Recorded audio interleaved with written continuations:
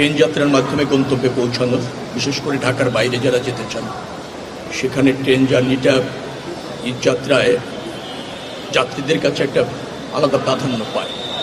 এই চাহিদার কারণে বেশ কিছু সীমাবদ্ধতাও তৈরি হয়ে যায়, কারণ যাত্রীর চাহিদা প্রচুর, বাট ট্রেনের সংখ্যা বা যাত্রীদের যাতায়াত নিশ্চিত করবার জন্য আমাদের যে ট্রেনের সংখ্যা সেটা পর্যাপ্ত নয়।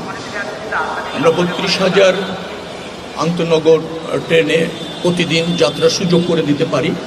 ঈদ উপলক্ষে আরও 25% বৃদ্ধি করে 40,000-এর মতো যাত্রী যাওয়ার সুযোগ করে দিতে পারি। বাট লক্ষ লক্ষ যাত্রী বাই ট্রেন যাওয়ার ইচ্ছা আছে, তো সেই ম্যানেজমেন্টটা একটু চ্যালেঞ্জ। তো সেই ম্যানেজমেন্টের কেমন চলছে, কিভাবে যাচ্ছে সেটা দেখতে এখানে আসা।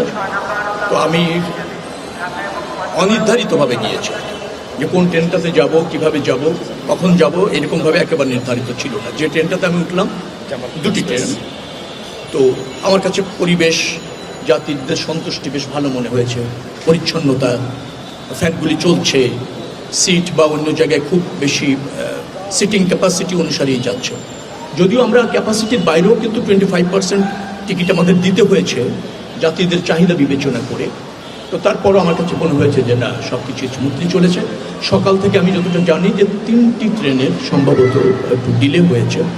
একটা হলো আসতে দেরি করেছে, সেটা হুইল স্লিপ করেছিল, সেটাও একটা অনাকাঙ্ক্ষিতভাবে ট্রেন লাইনের উপর প্রচুর খড়, ওটাকে বলা হয় ধানের অবশিষ্ট অংশ আর কি, খড় আমাদের এলাকায় যেটা বলে, সেটা নেড়ে দেয় আর কি, শুকানোর জন্য দিয়ে দেয়, তাতে স্লিপ করেছে হুইল।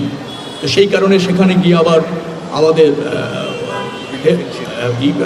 ট্রেন দিয়ে নিয়ে আসতে হয়েছে,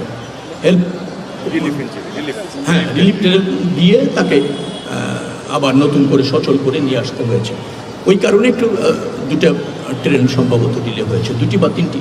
একটা মনে হয় 20 মিনিট, একটা 1 ঘন্টা, আরেকটা মনে হয় 2 ঘন্টা হয়ে যাবে। এছাড়া বাকিটা ঠিক আছে। ধন্যবাদ।